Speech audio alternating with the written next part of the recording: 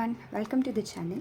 तो इस वीडियो में हम डिस्कस करेंगे about osteology of the clavicle under 6 headings, that is introduction, site determination, features of the shaft, attachment, peculiarities of the clavicle and applied anatomy. तो चालू करते हैं इंट्रोडक्शन से। जो क्लेविकल है वो हमारी बॉडी की एक लॉन्ग बोन है और इसका काम होता है वेट ट्रांसमिट करना from upper limb to sternum which is a bone of the axial skeleton. तो इसका काम होता है अपेंडिकुलर स्केलेटन से वेट ट्रांसमिशन करना to the axial skeleton. Also जो वर्ड क्लेविकल है वो एक लैटिन वर्ड है जिसका मीनिंग होता है अ स्मॉल की। इंट्रोडक्शन से आगे चले, अब हम बात करते हैं साइट डिटर्मिनेशन के बारे में। साइट डिटर्मिन करने के लिए हमें बोन को उठाना होगा और क्योंकि ये एक लॉन्ग बोन है क्लेविकल, तो इसके पास एक शाफ्ट है और 2 एंड्स हैं। अब इन एंड्स को हम नोटिस करेंगे। जो लेटरल एंड होता है क्लेविकल का वो फ्लैट एंड होता है, जैसे यहाँ हम देख पा रहे हैं कि ये फ्लैट एंड है, और जो मीडियल एंड होता है वो क्वाड्रेंगुलर होता है। तो पहला पॉइंट तो हमें यही ध्यान रखना है कि जो फ्लैट एंड है उसको हमें लैटरली रखना है और जो क्वाड्रेंगुलर एंड है उसे मीडियली रखना है। दूसरी चीज़ हमें ये याद रखनी होगी, जो क्लेविकल का शाफ्ट है इसके पास एक कर्वेचर है। तो मीडियल 2/3 का जो कर्वेचर है वो एंटीरियरली कॉन्वेक्स होता है और लेटरल 1/3 का जो कर्वेचर है वो एंटीरियरली कॉनकेव होता है। तो इस बोन को हमें ऐसे नहीं रखना है, हमें इसे ऐसे रखना है, जहाँ मीडियल 2/3 एंटीरियरली कॉन्वेक्स हो और लेटरल 1/3 एंटीरियरली कॉनकेव हो।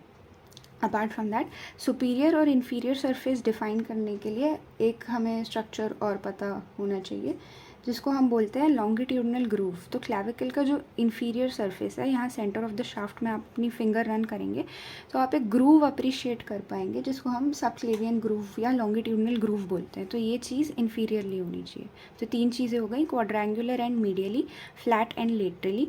जो मीडियल 2/3 है उसका कर्वेचर एंटीरियरली कॉन्वेक्स होना चाहिए, लैटरल 2/3 का कर्वेचर एंटीरियरली कॉनकेव होना चाहिए, और जो सबक्लेवियन ग्रूव है या लॉन्गिट्यूडनल ग्रूव है वो इन्फीरियरली प्लेस्ड होनी चाहिए।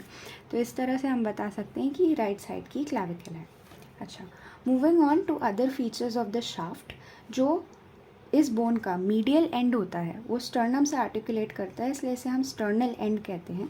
जो लेटरल एंड है वो एक्रोमियन प्रोसेस ऑफ स्कैपुला से आर्टिकुलेट करता है, इसलिए इसे हम एक्रोमियल एंड कहते हैं।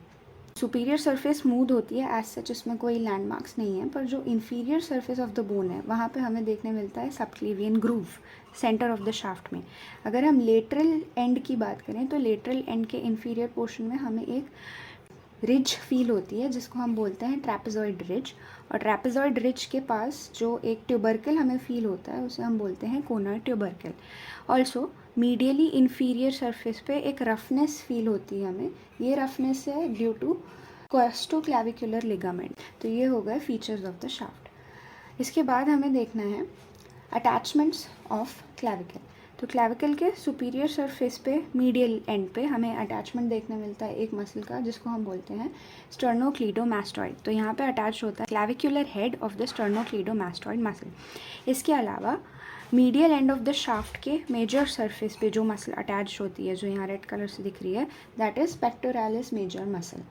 लेटरल 1/3 का जो एंटीरियर कर्वेचर है वहाँ से ओरिजिन होता है डेल्टॉइड मसल का, और posteriorly on the lateral 1/3 insertion होता है ट्रेपीजियस मसल का। तो अभी तक हमने देखी स्टर्नोक्लीडोमास्टॉइड, पेक्टोरालिस मेजर, डेल्टॉइड और ट्रेपीजियस। अब आ जाते हैं इन्फीरियर सरफेस पे।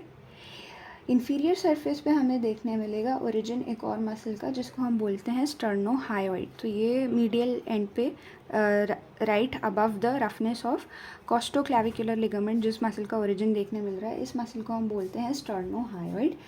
और सबक्लेवियन ग्रूव में जो मसल इंसर्ट होती है उसको हम बोलते हैं सबक्लेवियस मसल।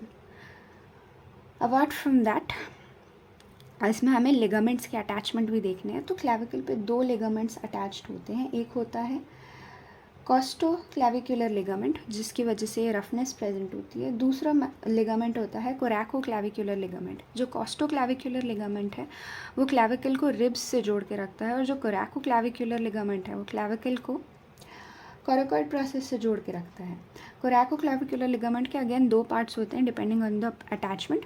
जो पार्ट ट्रेपेजॉइड रिज पे अटैच होता है उसको हम ट्रेपेजॉइड पार्ट बोलते हैं, और जो पार्ट कोनॉइड ट्यूबरकल पे अटैच होता है उसे कोनॉइड पार्ट बोलते हैं। ये दोनों मिल के बनाते हैं the coracoclavicular ligament. So that is about attachments of the clavicle. Moving on to peculiarities of the clavicle. Clavicle हमारी बॉडी की इकलौती ऐसी लॉन्ग बोन है जो हॉरिजॉन्टली लाई करती है, बाकी सारी लॉन्ग बोन्स हमारी बॉडी में वर्टिकली लाई करती हैं. क्लैविकल इकलौती ऐसी बोन है जो सबक्यूटेनियस थ्रू आउट है, यानी स्किन के जस्ट नीचे प्रेजेंट होती है. That's the second point. Third point ये है कि क्लैविकल हमारी बॉडी की पहली बोन है जो स्टार्ट करती है ऑसिफिकेशन. चौथा पॉइंट जो इसकी पेक्युलैरिटी है वो ये है कि ये ओनली लॉन्ग बोन है, मतलब इकलौती ऐसी बोन है जो मेम्ब्रेनस ऑसिफिकेशन शो करती है. पांचवा पॉइंट है कि क्लैविकल के पास 2 प्राइमरी सेंटर्स ऑफ ऑसिफिकेशन होते हैं, किसी और बोन के पास बॉडी में 2 प्राइमरी सेंटर ऑफ ऑसिफिकेशन नहीं होते. सिक्स्थ पॉइंट जो पेक्युलैरिटी है वो ये है कि क्लैविकल के पास कोई भी मेड्यूलरी कैविटी नहीं होती. और लास्ट पॉइंट जो इतना इम्पॉर्टेंट नहीं है पर फिर भी मैं बता देती हूँ कि क्लैविकल जो है इसके जस्ट ऊपर रिलेशन होता है मिडिल सुप्रा क्लैविकुलर नर्व का. तो कभी कभी वो नर्व क्लैविकल को पियर्स कर देती है in the centre of the shaft. तो ये एक पेक्युलैरिटी हो जाती है क्लैविकल की, it is pierced by a nerve. Moving on to the last topic, that is clinical anatomy या अप्लाइड एनाटमी. क्लैविकल के अप्लाइड का first part is fracture of the clavicle. Clavicle को हम यहाँ पे देखें जो मीडियल 2/3 और लेटरल 1/3 का जंक्शन है, ये पोर्शन वीकेस्ट पोर्शन होता है, यहाँ की स्ट्रेंथ सबसे कम होती है बोन पे, इसलिए ये most common point of fracture होता है. और ये फ्रैक्चर हमें तब देखने मिलता है जब फॉल होता है on an out stretched hand. दूसरी जो अबनॉर्मैलिटी हमें क्लैविकल में याद रखने योग्य है वो है क्रीडोक्लेनियल डिसऑस्टोसिस, जो एक डेवलपमेंटल अनॉमलिटी है. इस कंडीशन में क्लैविकल का डेवलपमेंट ही नहीं होता. तो अगर हम एक्सरे निकलवाते हैं, चेस्ट एक्सरे हम निकलवाएंगे तो हमें क्लैविकल्स वहाँ नहीं दिखती, क्लैविकल्स एब्सेंट होती हैं. ऐसे कंडीशन में हम इंडिविजुअल के दोनों शोल्डर्स को एक दूसरे से टच करा सकते हैं, यानी शोल्डर्स को अप्रॉक्सीमेट कर सकते हैं. This is all about osteology of the clavicle and see you in the next video.